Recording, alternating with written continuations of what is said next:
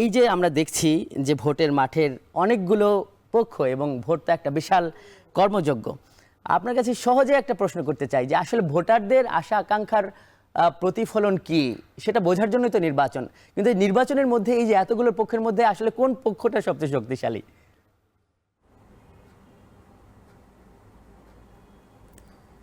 আমার মতে তো সবচেয়ে গুরুত্বপূর্ণ পক্ষটা হচ্ছে ভোটার, যারা ভোট দিয়ে নির্বাচন, সুষ্ঠু নির্বাচন সেটাকে সফল করবে।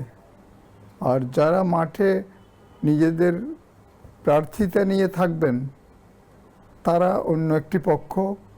আর এই দুই পক্ষের মাঝখানে ভোট যারা অ্যাকচুয়ালি ঘটাবেন তারা হচ্ছেন সরকার পক্ষ, তাদেরকে আমরা কমিশন বলতে পারি, নির্বাচন কমিশন।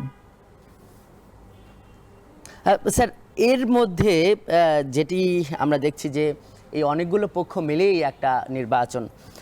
এইখানে আপনার কাছে প্রশ্ন করেছে যে অনেকগুলো তো সংস্কারের কথা উঠছে। সরকার বাংলাদেশের যে 12টি নির্বাচন হয়েছে, জাতীয় নির্বাচন, সবগুলো নির্বাচন নিয়েই কিন্তু মানে প্রশ্ন আছে।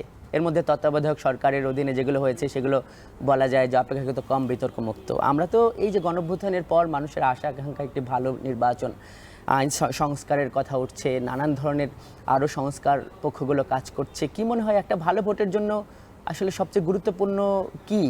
আইন বা নির্বাচন কমিশনকে শক্তিশালী করা, পক্ষগুলোর মধ্যে মেজাজের একটা পরিবর্তন আনা, আপনি কোনটাকে সবচেয়ে গুরুত্বপূর্ণ দেখছেন?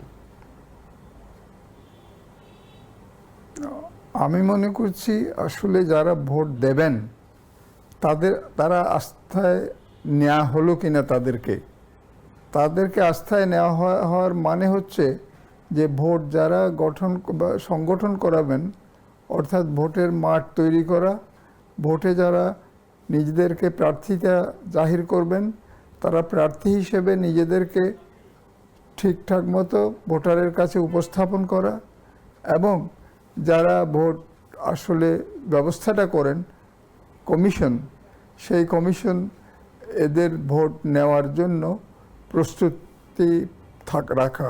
এই প্রস্তুতিতে কিছু গোলমেলে হয়ে যায় এই জন্য যে আমাদের অনেক সময় দেখা যায় যে শান্তি শৃঙ্খলা রক্ষা করার ক্ষেত্রে আমাদের যারা সরকার, যাদের আসলে ক্ষমতা থাকে, কমিশনকে তারা সাময়িকভাবে ক্ষমতাবান বলেন কিন্তু তারা আসলে ক্ষমতা ছাড়েন না, এবং সেইখানেই গোলমালটা হয়।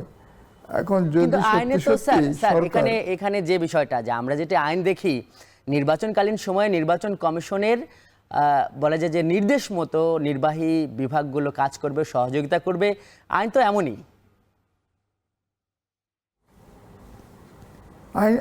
আইনে তো কোনো গোলমাল নাই, আইনটা ঠিকই কথা বলে দেয়, কিন্তু সেই আইন প্রয়োগকারীরা তারা শেষ পর্যন্ত বুঝে যে এই কয়দিন পরে নির্বাচন কমিশনের যা ক্ষমতা সব শেষ হবে, আমি তো আমার ডিপার্টমেন্ট বা আমার সরকারের কাছে ফেরত যাব, আমার সেই পদে আমাকে আবারও জবাবদিহি করতে হবে যারা সত্যি সত্যি সরকারে আছেন তাদের কাছে। সুতরাং তারা তাদের সেই অবস্থার কথা চিন্তা করে আর কাজ করেন না। তাহলে স্যার এই বিবেচনা বা এই যে বুঝ বা এই যে বিবেচনা, এটির পরিবর্তন কিভাবে হবে স্যার? তার মানে কি নির্বাচন কমিশন একটা সাংবিধানিক প্রতিষ্ঠান, এদের তো আসলে অনেক দিন ধরে এদের দায়িত্ব থাকবে না, এটাও তো স্বাভাবিক স্যার। স্বাভাবিক, হ্যাঁ। সরকার, এখানে ব্যাপারটা হচ্ছে গোটা জাতি এক ধরনের একটা পরস্পরের মধ্যে সন্ধি করেছে। আমাদের দলগুলো তারা নিজেদের মধ্যে এই ব্যবস্থাটা গ্রহণ করেছে যে যেরকমই ভোট হোক, যেটা কমিশন করছেন সেখানে আমরা কমিশনের কাছে যেমন ক্ষমতা ছেড়ে দিয়েছি এই কয়দিনের জন্য, এই কয়দিন কমিশন যা করেন সেটা আমরা মেনে নেব, এবং ভবিষ্যতে এই সদস্য যারা ভোট নিচ্ছেন তাদের ব্যাপারে আমরা অন্যরকম কোনো খারাপ ভাব কখনো পোষণ করব না, এবং তারা নিজেদের কাজের জন্য ওই সময়ে যে জবাবদিহি করার কথা সেই কমিশনের কাছেই তারা জবাবদিহি করবেন। অর্থাৎ কমিশন যাদেরকে তার ভোট মানে কি নেওয়ার স্যার আপনি জন্য চাইছেন যে মাঠে- এই যে নির্বাচন কমিশন যে কয়দিনের জন্য এই নির্বাহী বিভাগের কি বলবো যে দায়িত্ব পান সেটাকে আরো মানে বাড়ানো, সেই মেয়াদকালটা আরো বাড়ানো এবং এই কর্মকর্তাদেরও একটা নিশ্চয়তা দেয়া?